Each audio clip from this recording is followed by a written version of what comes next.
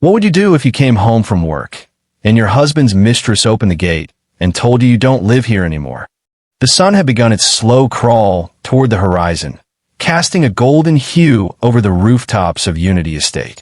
The breeze carried with it the usual scent of fried akara from Mama Beezy's roadside kiosk, mixed with the more stubborn smell of traffic fumes that always followed Deborah home. Her handbag, heavy with a stack of unmarked exam scripts, hung on one shoulder, while two black nylon bags of tomatoes and dry fish dug into her fingers. Her left ankle throbbed with every step. That Okada ride from Oshidi had not been kind. She hissed as she reached her street. All this stress just because I refused to wait for both. See my life. The walk to her gate felt unusually long. Unity Estate wasn't a fancy part of Ikoremi, but it had character. She had watched this estate grow from a bushy piece of land to what it was now. A mix of face-me-face-you bungalows and a few self-contained duplexes. Her home stood out, cream-colored with green window frames and a small mango tree by the gate. She had planted it herself 6 years ago. As she got closer, Deborah slowed down. Something looked off. The gate, tall brown, always slightly ajar, was now tightly shut. Her tired eyes narrowed. "Chai," she muttered. Did Nipa take light, and this useless gate man locked it again? But then she saw it. Through the tiny crack between the two iron doors, a shadow moved. High-heeled slippers, red ones. She heard the faint sound of music. Beyoncé. Deborah's chest tightened. She dropped her groceries on the cement slab beside the gate, balancing herself carefully on one leg. "Kalu," she called out, thinking maybe the security man was inside and would open up. No answer. She banged harder. "Kalu, I beg, open this gate. My ankle is paining me." Still silence. Then the bolt inside shifted. Slowly, almost lazily. The gate creaked open, not fully, just enough for one slim body to slide through. Out stepped a woman, light-skinned, no older than 25. Hair in a sleek ponytail that glistened in the sun. She wore a peach satin robe that clung to her hips, with her nails perfectly painted blood red. In her hand, a glass cup, something orange inside, maybe juice. She leaned against the gate, crossed one leg in front of the other, and stared at Deborah like one would look a house rat. "Yes." Deborah blinked. "Sorry, who are you? And why's my gate locked?" The woman didn't flinch. She sipped her drink calmly, then smiled. "You're not allowed in here anymore," she said, her voice smooth like someone raised in Lekki. Deborah looked around, certain this was a prank. But no hidden cameras. Just Mama Eben from the next house, pretending to water her plants while peeking. "Sorry, come again?" I said, "You're not allowed inside. Michael has given me this house." Deborah's ears buzzed. "Michael? My Michael? My husband?" The woman didn't answer. Instead, she raised her left hand, flashed a shiny gold ring, and smiled. "I'm his wife now." For a second, Deborah thought she might faint. Her feet were still throbbing, the sun was still hot, and the smell from her tomatoes had become stronger. But the pain in her chest, that one was new, heavy. A small crowd began to gather. Unity Estate was never short of spectators. Some kids paused their football game. 2 women walking their dogs stopped. Even the vulcanizer at the junction had subtly walked over, pretending to fix a tire. Deborah's voice dropped low, almost inaudible. "I don't understand what's going on here." The woman clicked her tongue. "Siani, don't embarrass yourself here. You should have seen this coming. You're not even fine like that again. You're old, tired. Michael has moved on." Deborah didn't reply. Instead, she took a long look at the girl. Her lashes were clearly glued on. The robe was expensive. She knew because she had almost bought one just like it at ShopRite last Christmas, before deciding it was too flashy for her. The girl stood with all the arrogance of someone who had never suffered before. Never scraped crayfish. Never bought in 50 worth of Maggie cubes. And yet, here she was in Deborah's compound, wearing a ring that was supposed to be hers. Deborah turned her eyes to the windows. Her green curtains were gone. In their place, new gray blinds. The mango tree was still there. So was her washing line. But even that had bras and thongs she didn't recognize hanging from it. "You don't have anything to say?" the girl asked, clearly frustrated by the silence. But Deborah didn't move. She simply bent down, slowly, picked up her groceries, and adjusted her handbag.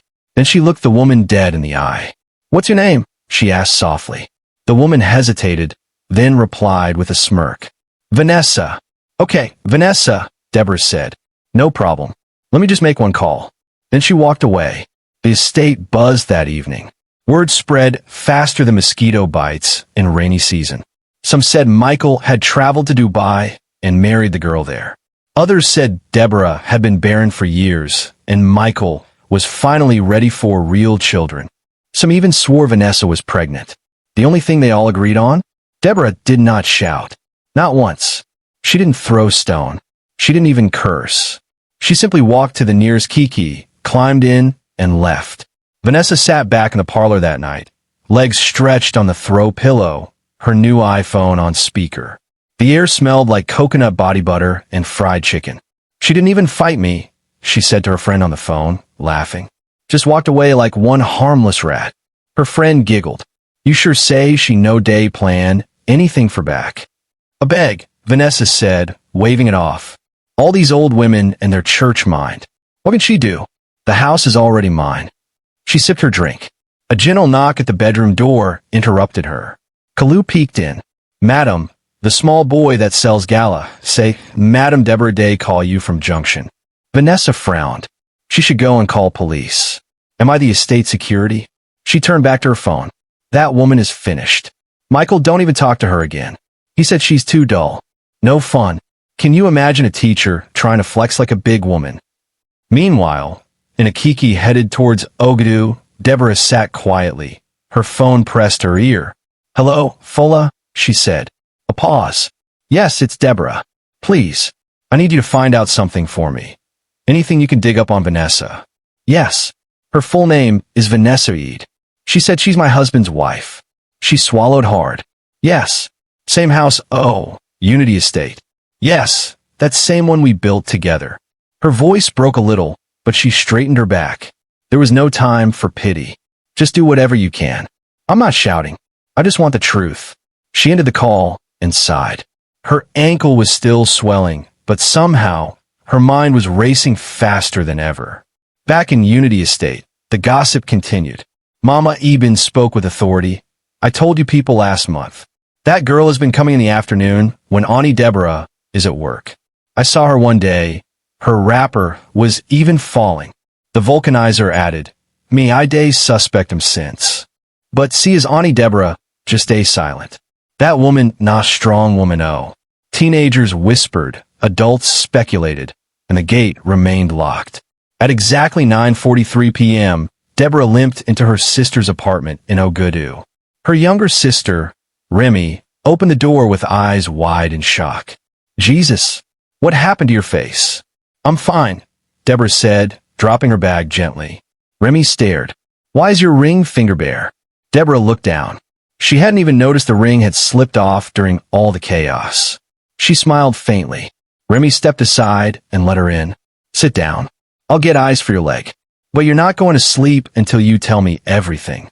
Deborah sat down, kicked off her shoe, and exhaled. "Okay, let me start from this afternoon." As she spoke, her voice was calm. Not a single tear escaped her eyes, but her heart had cracked into 1,000 sharp pieces. She told the story as if she were reading it from a newspaper. Word for word. No drama. No rage. When she finished, Remy stared at her. "You walked away. Just like that." Deborah nodded. "I would have poured kerosene on her wig and set it on fire." Remy shouted. Deborah chuckled for the first time that day. "That's why it's not your battle." Remy stared again. "So what's the plan now?" Deborah sipped the water she had been given and looked out the window. The stars were hiding. The night was quiet. She smiled slowly. "I already made the first call. Before we continue, do me a quick favor. Like this video, drop a comment with your thoughts so far, and most importantly, subscribe. You don't want to miss what's coming next. Oh, and if you love these twists, I've got something even wilder. Modern Folktales. Volume 1 is out now. For just a small token, you'll get 5 exclusive stories I've never shared, plus 1 shocking bonus tale that'll leave your mouth wide open. It's the ultimate boredom killer, and your support helps grow the channel. Links in the description. Go grab your copy before the spoilers hit. Now, back to the story. The next morning, Deborah woke up to the smell of OG and akara drifting from Remy's kitchen. Her ankle was still swollen, but the pain had softened into a dull throb. She sat up slowly on the mattress, her head pounding with everything that had happened in the last 24 hours. The house that she and Michael built, now in the hands of a girl who looked like she belonged on Instagram more than in real life. She reached for her small jotter where she had scribbled things during the night. Bank statements, marriage date, land documents, Michael's phone records. She closed the jotter and sighed. She wasn't crying. Not yet. But her heart felt like someone had tied it in a black nylon bag and tossed it into a gutter. By 9:30 a.m., she was dressed in a simple lilac blouse and a navy skirt. Her cornrows were rough, but neat enough for a weekday. Remy gave her transport money and insisted she wear slippers instead of shoes. That your ankle still looks like puff puff, Remy said with a half smile. Deborah smiled faintly. It's okay. I'm fine. Eco Remy was alive with its usual madness. Conductors screamed at passengers like they owed them child support. A madwoman danced in front of a kiki with a rat tied to her wrapper.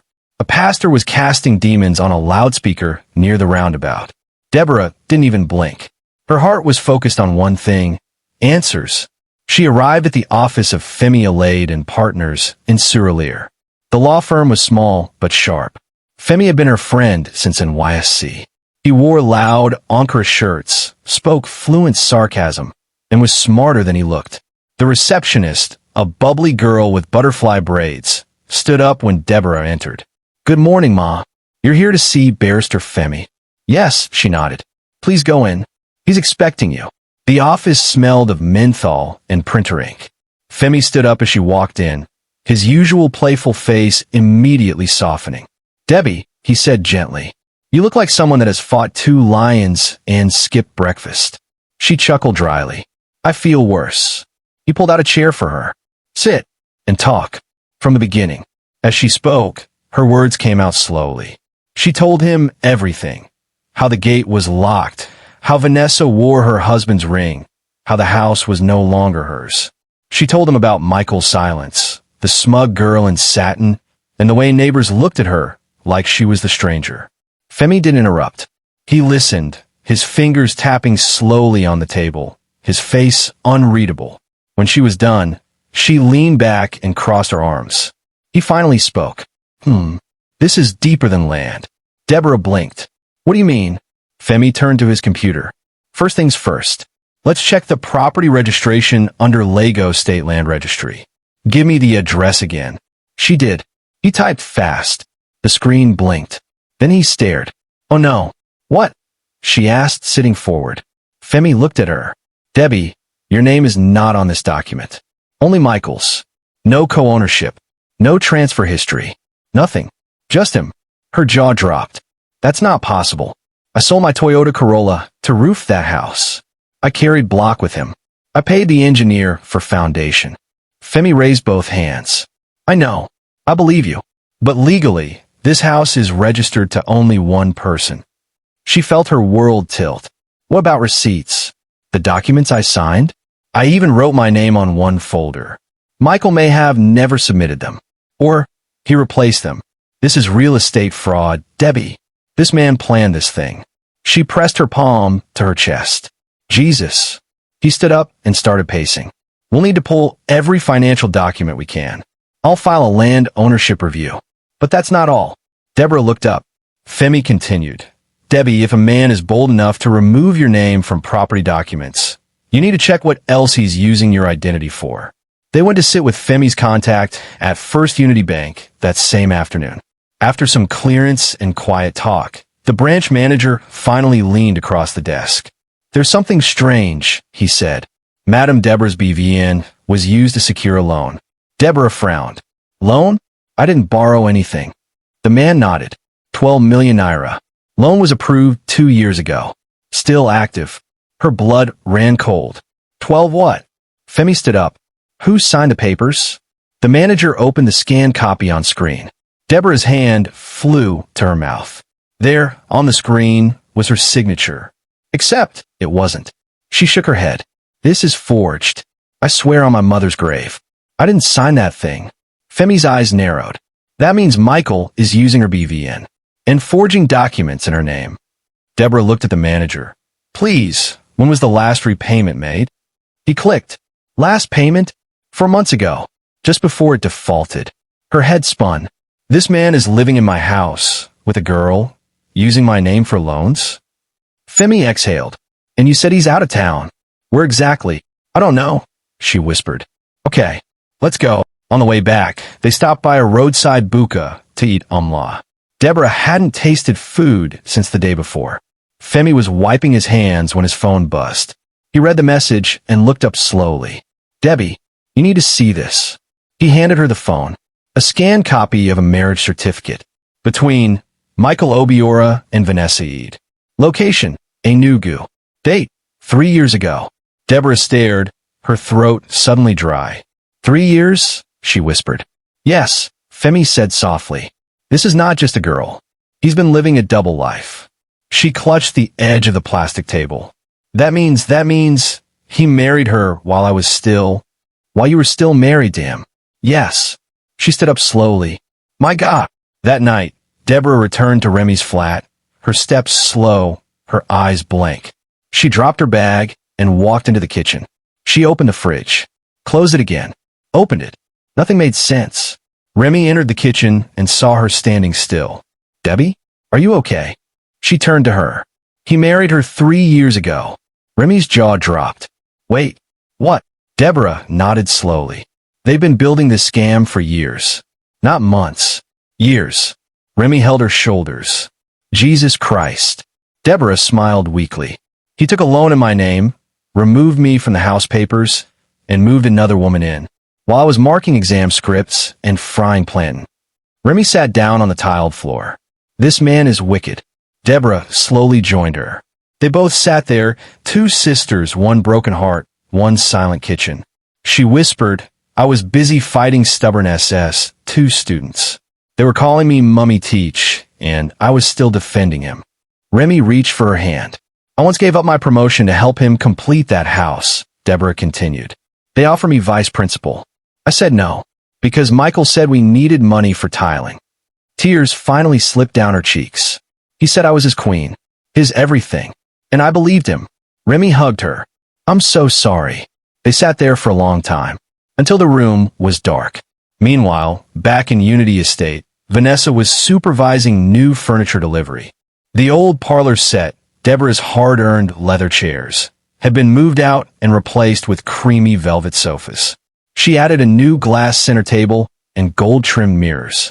Put that one in the baby room, she said, pointing upstairs. Kalu scratched his head. Baby room? Yes. We're preparing early. Vanessa smiled, rubbing her tummy. It was still flat, but her mind was already decorating with pastel colors and cute animal stickers. She didn't know what was coming. She didn't know that someone was watching. That Deborah had already made a move. Quietly, silently, through the law. At 11:45 p.m., Deborah sat in bed, eyes wide open. She had called her boss and taken sick leave from school. Her mind was replaying all the signs she had ignored.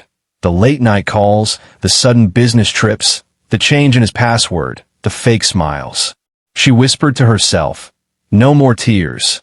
Then she picked up her phone. She opened her camera roll. Photo 1. Her and Michael painting the walls during construction. Photo 2. Her car the day she sold it. Photo 3. Michael holding her hand during house opening prayer. She selected them all and sent them to Femi with the caption, Let's go to war. Deborah's fingers gripped the Danfo seat tight as the bus bumped through the potholes of Adjagunal. Her scarf was tied low on her forehead, glasses oversized, and face intentionally plain. She didn't want to draw attention. Today wasn't for drama. It was for discovery. The dusty air from the broken window blew into her face. Children ran across muddy gutters holding pure water. Traders yelled over crates of pepper.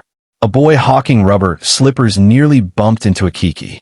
The streets were alive with everyday struggle, and for once, Deborah didn't feel alone. Everyone was fighting for something. Her thoughts swirled like Agbo inside a black pot.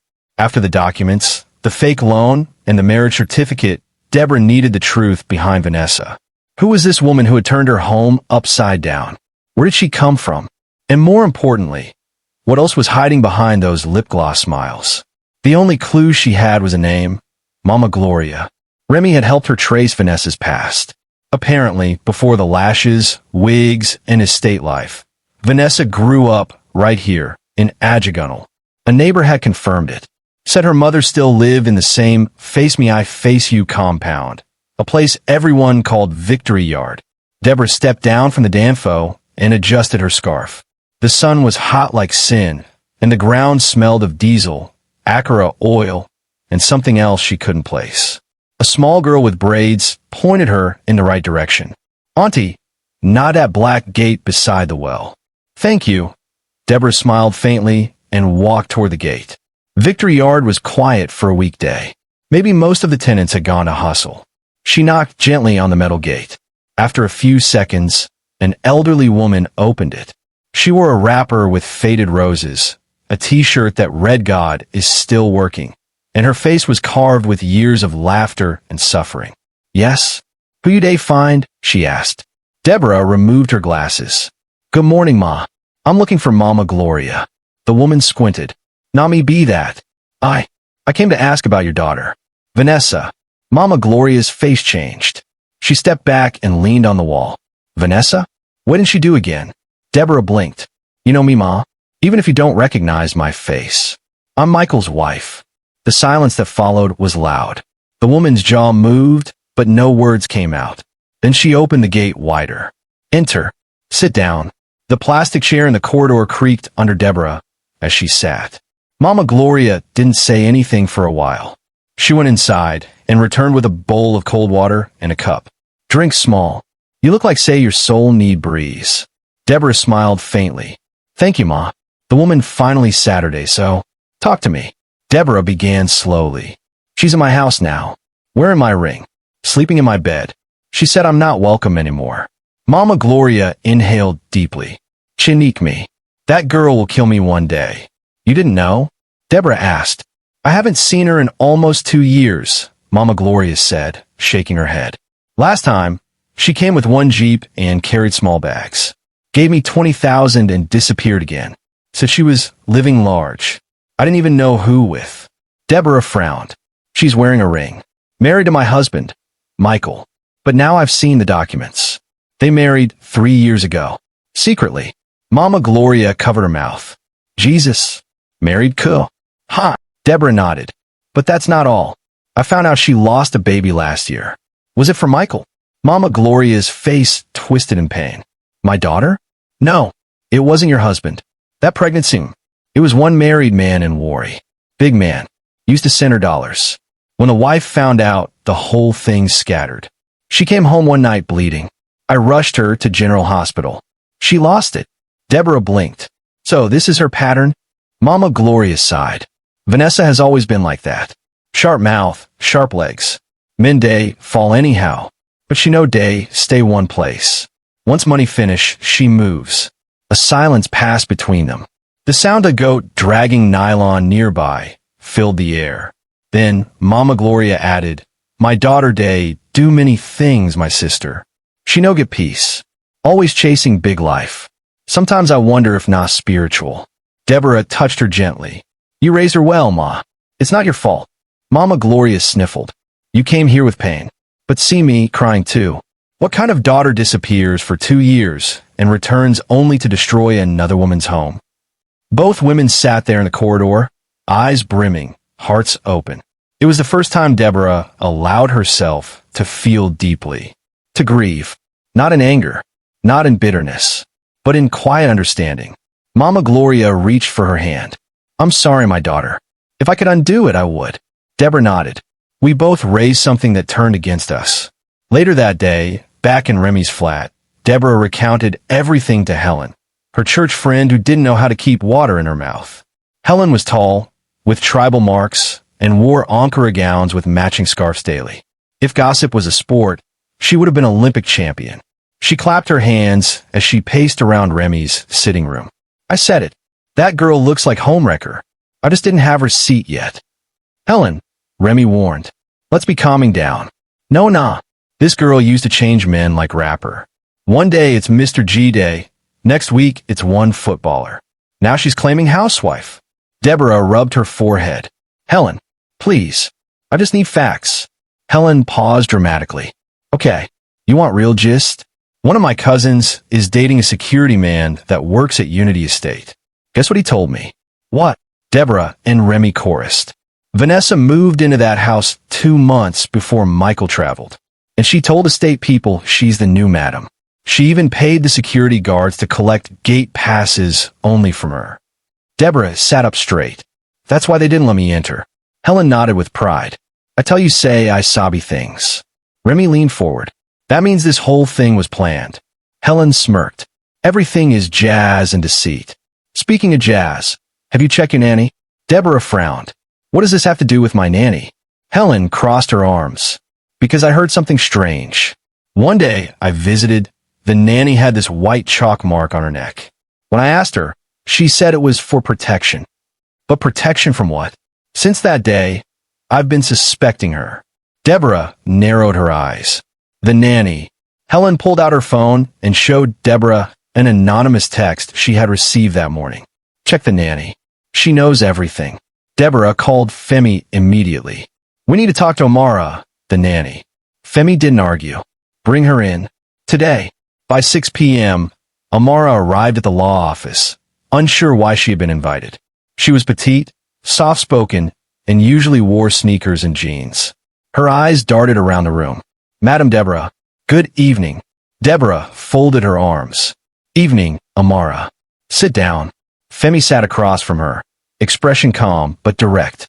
Amara, we need honesty, and we need it now. Amara fidgeted. I don't understand.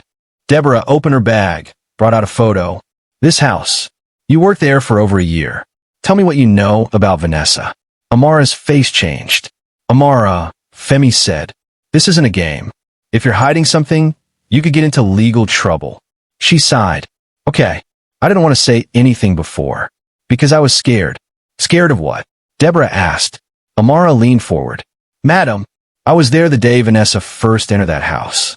She didn't come with luggage. She came with herbs, roots, a bottle with something inside. She said Michael needed to see clearly. I thought it was just room freshener at first, until I heard her chanting. Deborah's skin prickled. Chanting? Yes, Ma. Every night for a week. She would sit by his side while he slept and whisper things. Light candles. Burn incense.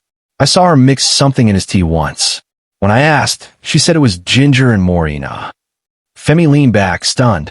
Deborah's voice was hoarse. You're saying she manipulated him?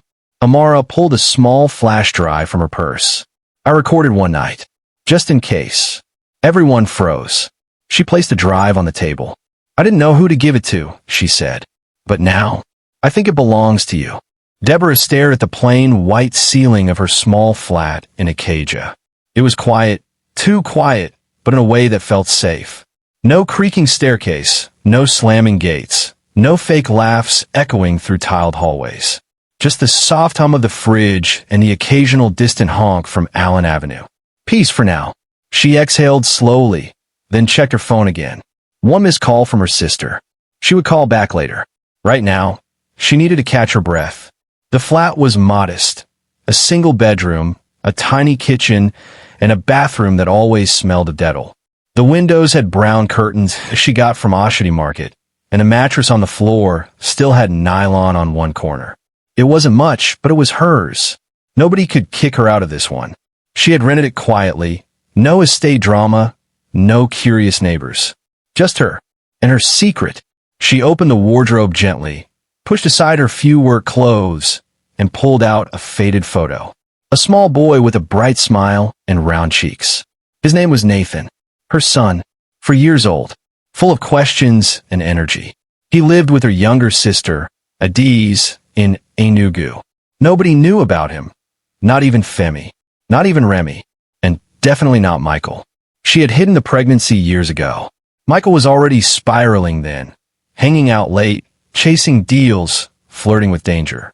Deborah made a quiet decision. Protect her son from the chaos. Adiz had just finished NYSC and agreed to help.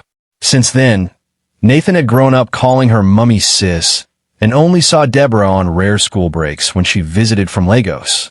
Deborah wiped her eyes and smiled softly. Soon, baby. Soon. She got up, packed her teaching files, and headed out. Work didn't wait. The school in Yaba was its usual mixture of noise and nonsense. Students were shouting, teachers arguing about lesson notes, and the generator humming in protest. Deborah loved it though. Teaching made her feel like she still had some control over her life. SS2 was waiting, and they weren't going to teach themselves quadratic equations. She stepped into class. Good morning, class. Good morning, Auntie Debbie, they chorused. The chalk squeaked as she wrote on the board. Her mind wandered briefly to the court documents tucked inside her handbag. The battle wasn't over. She was just getting started. That evening, she met Femi at the law office. His shirt sleeves were rolled, and he had that look again, the one he wore when something big had dropped.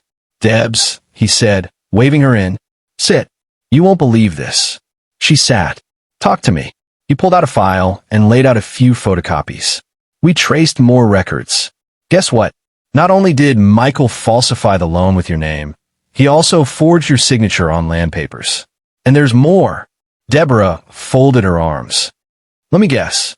He's married to Vanessa illegally. Yes. Bigamy. No court annulment. No divorce. It's a criminal offense. She smiled. So we have him. Almost. But we need more. We need someone with influence who can press this forward legally. She leaned back. I might know someone. 2 days later, Deborah walked into Area G police station in Agba. It had been years, but the walls were still the same shade of faded yellow. The officers still half busy, half relaxed. She spotted him instantly. Tall, dark, clean-shaven, and in uniform. Officer Daniel. He turned, saw her, and his face lit up. Auntie Deborah? Is this a dream? She laughed. Daniel, you're a big man now, ODPO. He grinned. All thanks to you. If you didn't drag me back to class that year, I would have failed WAEC. Please come inside. My office is your office. Inside, she explained everything. The property, the fraud, the fake marriage, the mistress. Daniel frowned. That man committed serious crimes. And if he's trying to flee, we need to act fast. Let me make some calls. That night, Deborah slept lighter. There was a new energy building inside her. Not just hope, power. She wasn't just reacting anymore. She was moving. She visited Mama Gloria again. This time, the woman had old photos. Vanessa as a teenager, Vanessa in a choir dress. Deborah took one quietly. Back in her flat, she started a folder labeled evidence. Every file, every receipt, every photo. She scanned the bank statements, the fake documents, the marriage certificate. She even added screenshots of Vanessa's Instagram, captioned wifey vibes under Deborah's former curtains. 3 weeks passed. The court process had started. Michael still hadn't shown up. Word on the street was that he had been spotted at Semeb border trying to enter Ghana. But then Vanessa made her move. Helen burst into the room one morning with the news. Debbie, that witch is claiming she's pregnant. Deborah blinked. What? She posted scanned pictures, tagging Michael, talking about their miracle baby and how God has restored her joy. Can you imagine? Deborah didn't react immediately. She just picked her phone and called Femi. Give me hospital records. Any clinic she visits. I want everything. 3 days later, Femi walked in holding a brown envelope. Open it, he said. Deborah scanned the contents. Discharge summary. Surgery details. A gynecologist's report. Her lips parted. She had a womb removal. Femi nodded. 2 years ago. Severe fibroid complications. She can't carry a pregnancy. Not even by mistake. Deborah stood up slowly. So the baby is a lie. 100%. Her phone beeped. A new message. Michael has been arrested. And just like that, the chase had ended. The hallway outside the holding cell at Area G police station was tense. The tiled floor squeaked under Deborah's sneakers as she paced slowly. Her palms were damp, and her chest felt tight, but not from sadness. Not anymore. This was something else. Something colder. A young officer opened the door. Madam, you can go in. 5 minutes. She nodded, stepped in. Michael sat on a low bench, eyes swollen, beard rough, shirt wrinkled. He looked like a man whose world had collapsed, and he hadn't even found all the pieces. When he saw her, he stood up slowly. His lips trembled. "Deborah." She didn't smile. "I didn't know what I was doing," he said, voice hoarse. "She used something on me.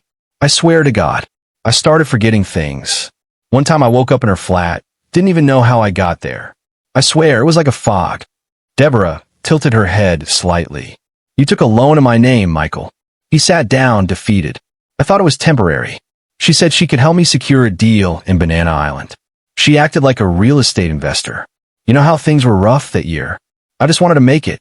Deborah crossed her arms. "So you married her too?" Michael winced. "It wasn't real. We signed something in a hotel room. She said it was for appearance. Then I started seeing photos online. Wedding rings. Baby talk. Deborah, I was going mad." She remained still. "You let her change the locks in my house. You let her wear my clothes. Sleep in my bed."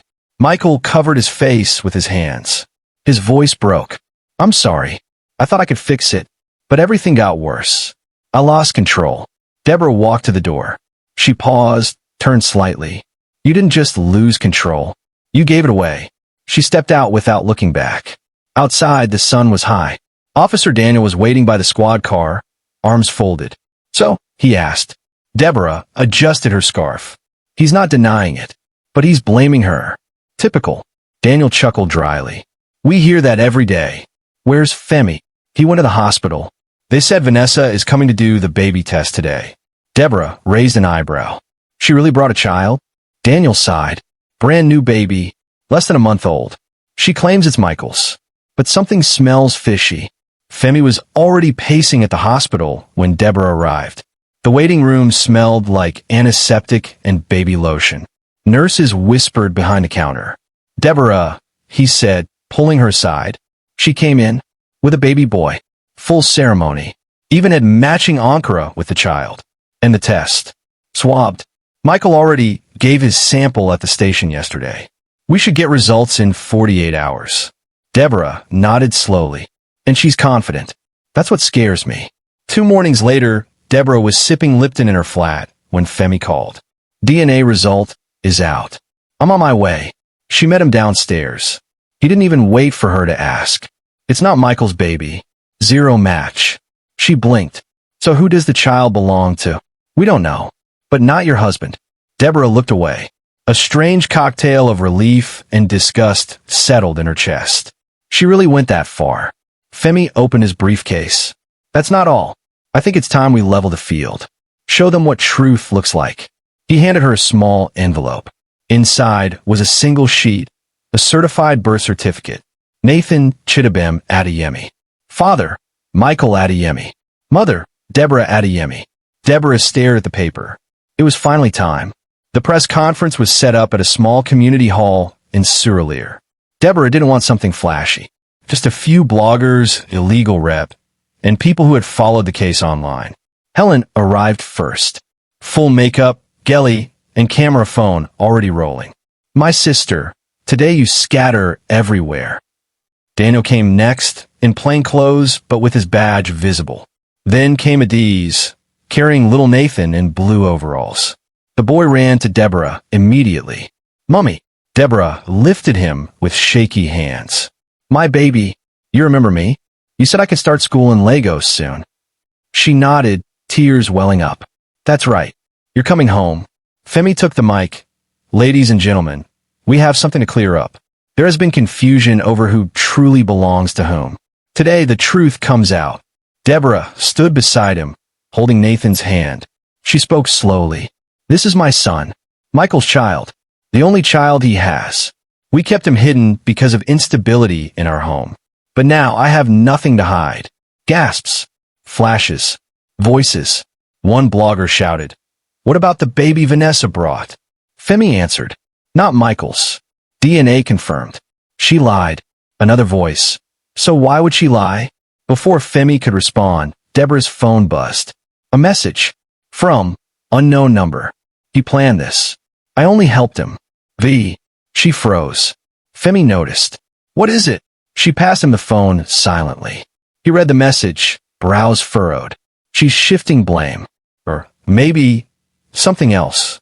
Deborah held Nathan tighter. Back at the flat that evening, Deborah sat on the floor with Adiz. Nathan was asleep, curled beside them with his teddy bear. So what now? Adiz asked. Now we wait. That woman is dangerous. Deborah smiled bitterly. So am I. The power was out, but for once, Deborah didn't mind the darkness.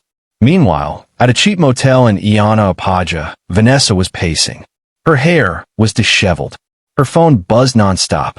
She looked at a framed photo of Michael beside the bed. Her hand trembled. I didn't mean to fall in love. I just wanted revenge. The baby in the cot cried. Not hers. Borrowed from her cousin for the stunt. She opened her diary. Page after page of notes. Dates. Calls. Deals. Then she ripped out one sheet, folded it, and placed it in an envelope marked for Deborah. 2 days later, Deborah received a brown envelope at school. No stamp. No name. Just her full name written in blue ink. Inside was a handwritten letter. Deborah, I know you hate me. You should. But please know something. I didn't start this. He did. He wanted to erase you from everything. I just made it easier. He said he needed someone sharp. Someone who wouldn't cry. I became that. And then, I fell for him. Stupid, I know. He promised me your life. Even your name. Forgive me if you can. Vanessa, asterisk, asterisk. Deborah folded the letter slowly. Her heart beat steady, not shaken. It was all clear now. The betrayal hadn't been one-sided. It was a joint project. A shared madness. She looked at the small family photo she had framed that morning. Her, Nathan, and Adiz smiling in the compound. The only truth that mattered now. Her voice was calm as she whispered to herself. You both thought I was weak. You forgot that quiet doesn't mean powerless. She placed the letter in her drawer, locked it, and walked into the night with her son. The air inside Deborah's flat in Acadia was still as dawn broke. A kettle whistled on the stove while she sat quietly at the table, reading Vanessa's letter again. She had read it 10 times already, but each time it bit deeper. He planned this. Vanessa wasn't the mastermind. She had been used, too. Michael had orchestrated everything long before her. The fake marriage, the loan, the betrayal, the forged signatures. Oh, Michael. A bitter laugh escaped Deborah's lips as she sipped her tea. So, this was never about love. Just power. She looked at the property document copy that Femi had printed. Her name erased. Not by accident. Michael had done it even before meeting Vanessa. Deborah's phone buzzed. It was Femi. You awake? Barely. I dug further. He already had plans to liquidate the house and move to South Africa. What? He applied for a business visa 6 months ago. The property was listed quietly with an agent in Lekki. Deborah clenched her jaw. My God, we have to act fast. If we delay, someone else might try to claim the property. Then let's seal it. Legally. Today. Eco-Remy High School was unusually cheerful that morning. Deborah moved through the corridors in a floral blouse and black pants, greeting teachers and dodging gossiping students. Auntie Debbie, that boy in SS1 is fighting again. Tell him to see me after break, she replied with a smile. She entered her classroom and took a deep breath. The students stood. Good morning, Ma. Good morning. Open your literature books. Let's discuss Chapter 4. As she read through the pages with them, her tone was light, her expression calm. But inside, she was boiling. Her mind kept replaying that sentence. He promised me your life. DPO Daniel met her outside the court later that afternoon. We're ready. Judge signed the seal order. Deborah nodded. And the police team? Already on standby. We just need you to be there as witness. She entered the police van, Daniel beside her. Unity Estate looked different as they pulled in. Neighbors peeked from balconies. The compound was unusually quiet. Vanessa wasn't there, but the front door was slightly open. A junior officer checked and waved them in. Inside, the living room was half-packed. Boxes, designer bags, kitchen items already labeled.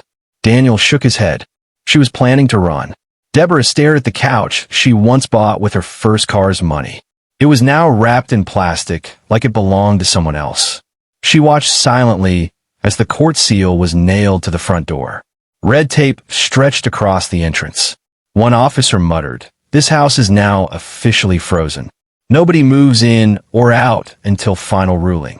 As they turned to leave, someone shouted, "Stop that woman!" They spun around to see a woman in a black wig, carrying a baby, sneaking through the back gate. "It's Vanessa!" She dashed, but two officers caught her. "Let go of me. This is harassment. This baby is sick." Daniel raised a brow. "Really?" "Because the hospital said the baby belongs to someone else." Vanessa trembled. "Please, please, don't take me to jail. I didn't know he had a child. He lied to me." Deborah walked closer. "You knew. You just didn't care." The baby began to cry. A female officer picked him gently. Daniel signaled the team. "Take her. Charge her for obstruction and fraud." Vanessa didn't struggle. She just stared at Deborah with hollow eyes. "He fooled us both." In court the next week, the gallery was packed. Helen wore her loudest lace gown, sitting in the front row with popcorn. Adiz sat beside her, fanning herself. Deborah stood confidently in her navy blue suit. Femi beside her, calm as always. Michael was brought in wearing a rumpled shirt, cuffs on his wrists. He looked thinner, but not broken, just calculating. The judge, an elderly woman with sharp glasses, read the final ruling. After reviewing all evidence submitted, including forged documents, fraudulent loan applications, and illegal property manipulation, the court rules in favor of Mrs. Deborah Adeyemi. Gasps. The property located at Plot 34, Unity Estate, is hereby returned to the legal co-owner, Mrs. Adeyemi. Furthermore, Mr. Michael Adeyemi is sentenced to 2 years imprisonment for fraud, forgery, and identity theft. A murmur filled the courtroom. Cameras clicked. Deborah didn't smile. She just stood tall. As they led Michael past her, he leaned in slightly. His voice was low, almost a hiss. "You think this is the end?" Deborah blinked slowly. "It is for you." He smirked. "You always underestimated me." She whispered, "That was your mistake." That evening, Deborah returned home to Acacia. Nathan was building blocks on the rug, humming to himself. "Mummy, are we going to live in the big house now?" She sat beside him. "Soon, darling. But first, we'll decorate it properly." He looked up. "Will it have balloons?" She laughed. "Plenty balloons." Adiz walked in with 2 packs of suya. "For the victorious queen." "You should open a suya bank account," Deborah teased. "Only if you deposit soft drinks." They ate together, light jokes filling the room. But in her heart, Deborah knew the story wasn't over. Not yet. Some days later, Deborah visited the house again. It was still sealed, the red tape intact. She walked around the back, memories flooding her. Her first cooking lesson in the kitchen. Nathan's baby footsteps on the tiles. The morning rain that leaked through the roof they fixed together. The pain had dulled, but it hadn't disappeared. She pressed her palm to the window. "You try to take everything," she whispered, "but you forgot who built it." As she turned to leave, her phone buzzed. Unknown number again. They won't keep him long. He knows too much. Deborah stared at the screen. Her spine went cold. She saved the number, labeled it Ghost. Then she called Daniel. "Hello. I just got another message. From that same number. Read it." They said, "They won't keep him long. He knows too much." Daniel cursed under his breath. "We might need protection on that house. I'll sleep in a cage for now. But we need to find out who keeps sending these. Already tracing it. Just stay alert." Deborah hung up and sat on the pavement outside the gate. The sky was turning purple. Dogs barked in the distance. She exhaled deeply. The war wasn't over. But at least for tonight, she had won one battle. Nathan would sleep peacefully. Vanessa was out of the picture. The house was safe. She pulled out her journal and wrote one sentence. "Let them think it's the end. That's when I'll rise again." It was a soft morning in Ikoremi, the kind where the air smelled faintly of pap, and the sky hadn't fully decided whether to shine or drizzle. The iron gate at Plot 34, Unity Estate, creaked slightly as Deborah stepped out in a crisp white blouse, navy skirt, and matching flats. Her ID card now read, Principal, Ikoremi High School. A year had passed, quietly, but powerfully, inside the house. The living room looked brand new, neither like the past she wanted to forget, nor the chaos she overcame. It was peaceful, with cream walls, a bookshelf by the corner, a blue velvet couch, and Nathan's toys neatly tucked in a basket. "Mummy, your bag," Nathan called, running out in his school uniform, holding her handbag like a prize. "Thank you, sweet boy," Deborah said, kissing his forehead. He was taller now, more talkative. The shadows that once danced in his eyes had disappeared. Deborah dropped him at school before heading to hers. The security man at the school gate saluted sharply. "Good morning, Madam Principal." She smiled. "Good morning, Baba Sunday. Keep those boys in check." The staff room had changed too. Brighter curtains. A new microwave. Teachers more alert. Principal Debbie, Miss Tenney joked, walking in with a stack of student files. "You don't start this your fine girl dressing again. No wonder the new music teacher keeps staring." Deborah chuckled. As long as the students are learning, he can stare till next year. The days were structured now. Peaceful. She taught fewer classes but observed more. Held meetings. Signed forms. Advised pregnant students. Listened to mothers crying about school fees. Life had returned to a quieter rhythm. And in that rhythm, she found strength. Far away, in Abaddon, the air was less kind. The sun beat down harshly over the faded pink signboard of Blessed Hand Spa. Inside, Vanessa was massaging a woman's back, her wig tight, her uniform stained with oil. Her once flaunted nails were now short and chipped. There was no perfume, no heels, just slippers and cheap lotion.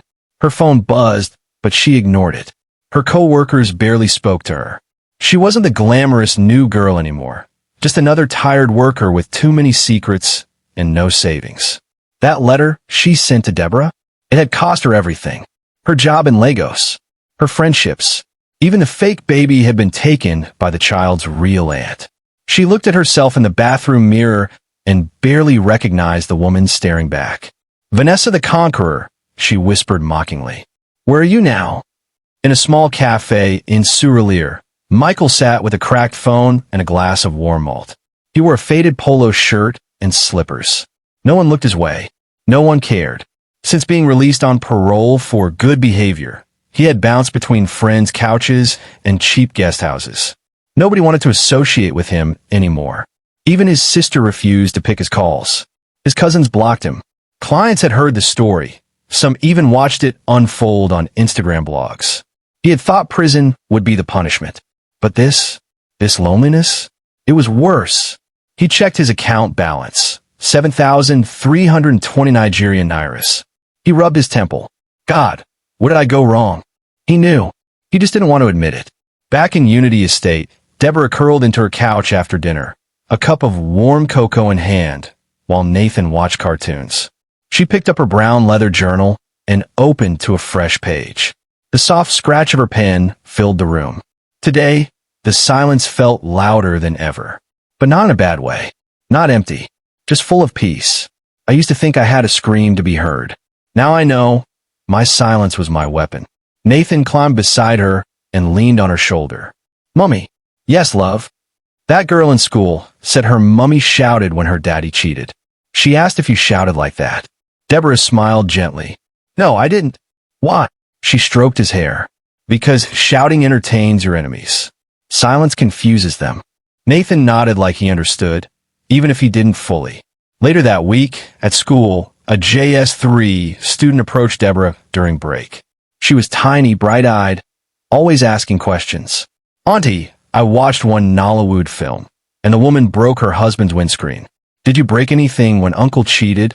The teachers nearby paused, waiting for the response. Deborah laughed softly. "No, I didn't touch a thing." "Ah, why now?" She bent to the girl's level. "Because I'm not a movie character. I'm a woman who wanted peace more than chaos." The girl squinted. "So you didn't pour hot water?" Everyone burst out laughing. Deborah shook her head. "I poured wisdom, my dear, and it burned better." The girl grinned. "I'll write that in my diary." By late afternoon, Deborah received a text from Femi. "Free for dinner?" She smiled and replied. "Only if you're buying small chops first." They met at a quiet bistro in GRA.